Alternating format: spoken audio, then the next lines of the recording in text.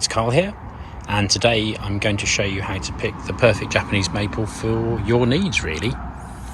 And in order to help me do that, I've come to Bluebell nurseries here in South Derbyshire in the UK, and I'm going to show you some examples of trees that are a few years old. So many of these are sort of 5, 6, 7 years old. They're not very, very mature trees, and where it's sort of hard to see how that would sort of work in your garden. But some of these trees, because they could be grown in pots and would stay at this size for a very, very long time, or indeed if you want to see some growth and how things are going to look in the shorter term, this would be, it's hopefully a really valuable exercise to see what you're buying. So straight into this with Viridis, absolutely lovely weeping lace leaf maple. Viridis, obviously green, looks fantastic, and this has been staked up, as you can see, which is a useful guide really. So there we are. So the leader of the tree has been staked up to give it a lot of height. If we didn't do that, it would be a sort of more low spreading tree. But there's a start of a 10 really. If you haven't got much sort of horizontal space in your garden, by staking these weepers up, that's the effect. And then on to Garnet, again, a few years old. A little bit of green where it had a bit of shade, but it's generally kept its lovely red colour. And again, by staking up the leader, and you can clearly see here, I'll go in close, what happens. That can be twined round. And even though, you see these as much bigger trees, low and spreading, this has been trained to go vertical. And lovely it is too. Looks very different to my tree at home. And my preference would be to have a low spreading one, but it really is down to you and to what your choice is really. So there's two lovely examples that if you buy a Viridis or a Garnet, that's kind of what you can expect to see in. I'm now going to show you another Garnet actually. Reason being that it's just interesting that as this is in a more shady spot than the previous tree, you can see it's got a really nice sort of greeny, reddy combination. And just to show you again how you can, transform the trees and have some control how they grow, we'll just have a little deep dive inside. And there we can see the tree has been sort of repeatedly staked up, and eventually they've just sort of let it do its thing. So you can buy sort of trees like this from garden centres where the base rootstock is actually a sort of has been grown to a height. This isn't done this way. This has been grafted at the base as normal, staked up as the previous tree, and then allowed to cascade really. So it just shows you that you can have a real effect on the shape of these trees if you so wish.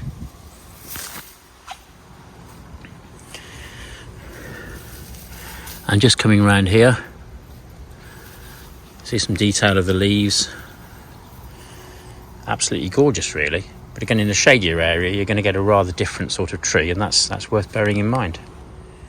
So this lovely tree here is called Sherwood Flame, and I have indeed seen one of these at Spatsford Arboretum as a very, very large tree in comparison. But once again, less than a decade old, no doubt, more sort of years than decades certainly. And what you can see is the sort of the shape, the habit of the tree. And that's just rather nice, isn't it? It sort of spreads to a degree, but it hasn't grown to enormous proportions over those time scales. And it does give you these lovely, kind of very divided leaves right from the base really, that are quite serrated. So, Sherwood Flame, that's what you're going to expect if you purchase one of these or something similar in a few years, to be honest with you. It is quite spreading though, so you do need some horizontal space for it. But nonetheless, just another lovely example of what something can turn into in a year or two. And just to add to this particular tree, again, because it's not many years old, you can see the original grafting. So that's no doubt the graft point from the original rootstock. So this is a sort of genuine cultivar in terms of its genetic purity, if you see what I mean. So it's the same genetic stock. But there we are, lo and behold, that's what a graft point sort of turns into over a few years really. Completely healthy, completely healed up, and sort of just in the process of forming sort of one trunk, I suppose. So here we've got, as you can see, Acer Japonica and Vitifolium, and handily, you know, it says 2020 on here. Not that old a tree. So this isn't the sort of classic palmate. It's not an Acer palmatum. It's not an Acer dissectum. It's a sort of different species. Still an Acer though. And interestingly, in that time, we can sort of see that this is quite a decent size tree, really.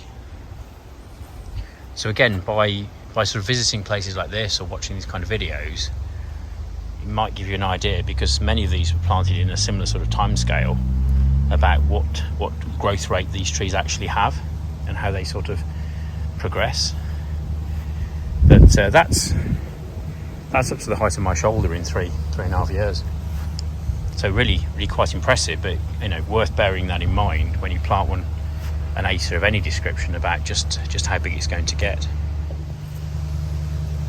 So in contrast to the previous tree, this I would guess would be planted at roughly the same time, much smaller, so that's sort of below my shoulder height, a very neat compact tree.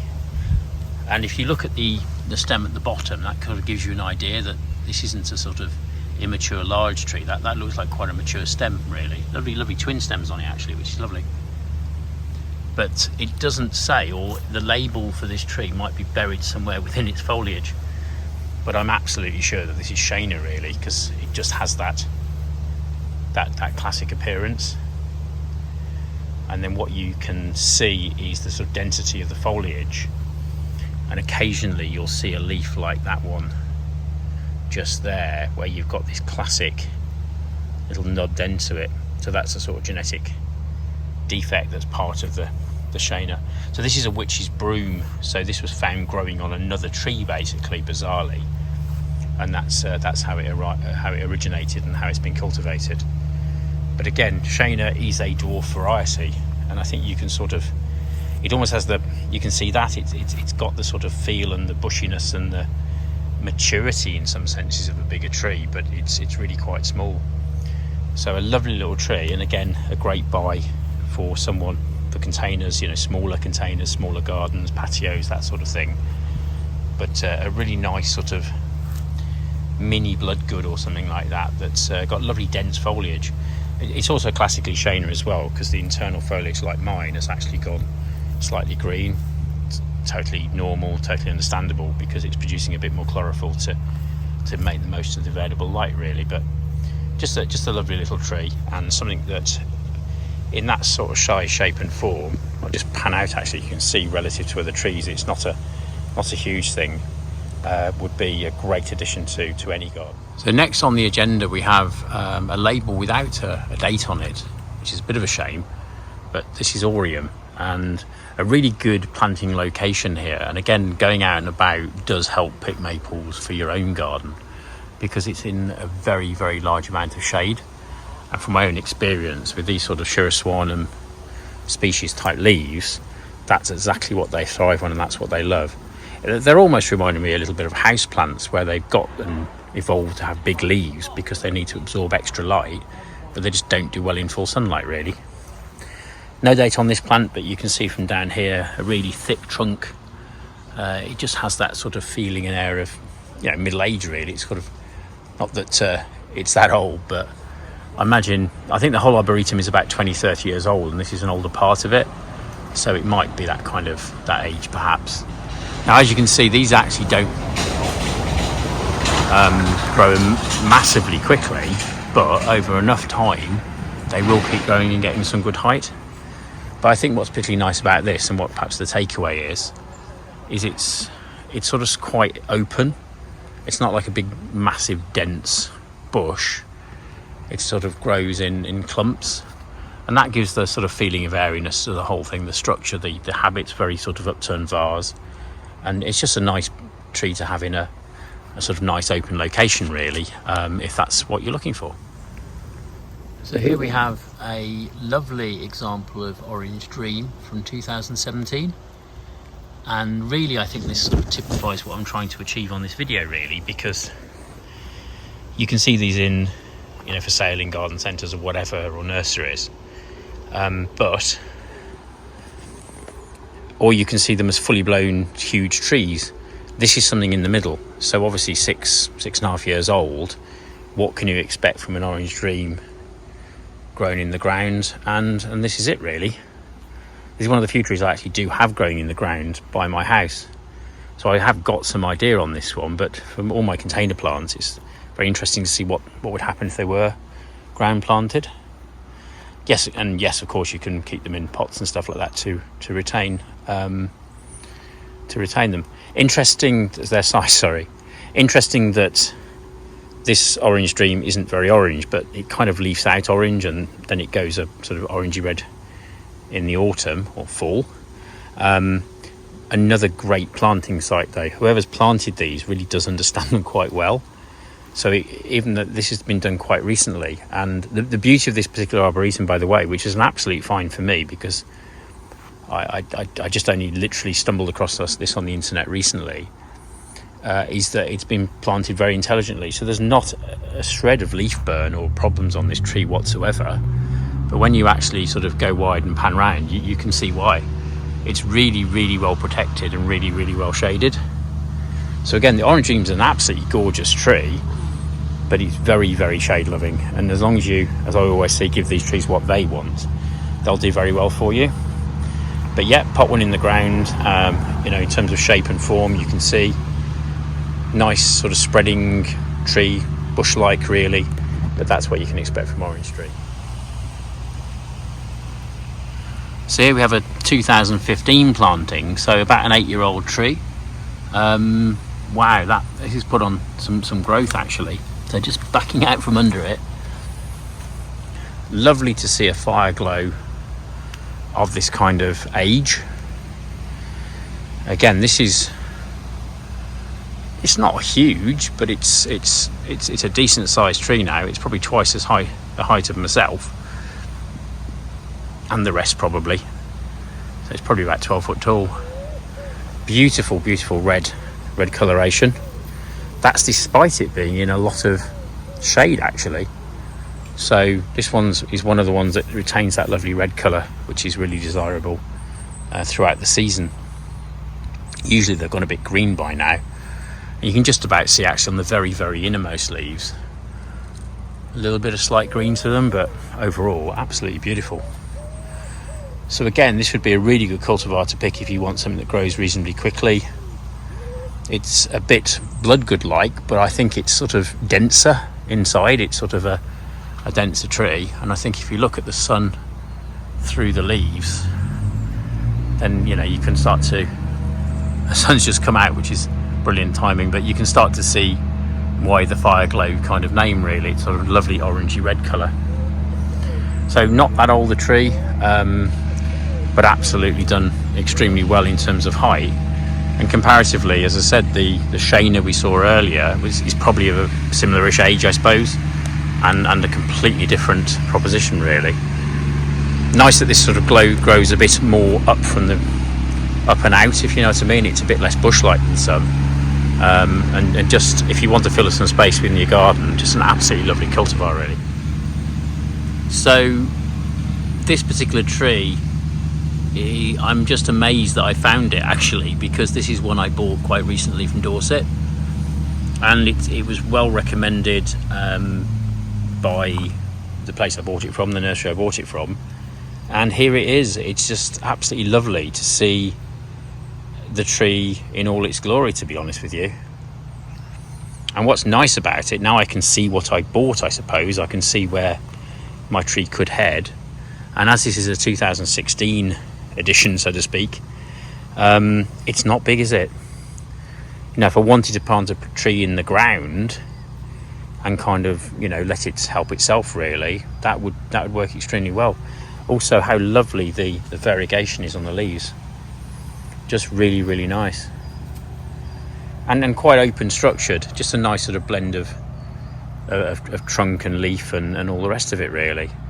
So over the moon to find this one, because again, I just like to see what I'm buying will turn into, given a little bit of time, I suppose, really. And hopefully, you'll find that too. When picking these trees, you don't want to be spending an enormous amount of effort and time pruning and chopping away at them, really. With the right tree selection in the first place, I think we can do much better than that and sort of preserve the natural look and shape of the trees without sort of having too much human intervention, which is my personal preference, really. So here you have another brilliant addition, and what's lovely about this particular arboretum is that the trees are, relatively new. So yes, it's lovely to see full-grown ones that are 100 years old as such, but because this is a relatively new planting, there's lots and lots of cultivars that you'll commonly see both in Great Britain and the USA as well, and all over the world really. So this is Bi-Hoo, which is about 8.5 years old, I would say, according to the label. And again, you can really see this sort of yellowy green bark. But what this video is really about is look at the habit. It's not exactly straight up, but it's pretty much like that. It doesn't branch very much. It's much more of an upturned vase type situation. So again, perhaps we've got a fence we could plant this fairly close to, really. Wouldn't cause too many problems. I mean, the roots of maples are not invasive anyway, so they're not really going to do any harm to close planting by brickwork, etc., like some trees would. They're kind of gentle in that kind of way, but just a lovely upright tree. And again, because it's sort of tight stemmed at the bottom and it doesn't sort of split off, it's just not taking up too much visual space, but giving some lovely height. So kind of tempted to grow mine on, actually, because that against my black fence would certainly block out the view of the neighbours, I suppose, or something. But a lovely tree, lovely example. Mine's has more colour to it because it gets more sun than this, but this is kind of quite a sheltered planting. So again, by looking at these and watching these kind of videos, it's just interesting to see what the experts have actually done in terms of where they're planted, for their best benefit, really. But a lovely example of Bi-Hoo. And of course, for those that don't know, maybe new to this channel, because this will go an even yellower colour in the winter and just give you that really nice winter interest. So even with no leaves on it, it's a lovely tree to have in the garden.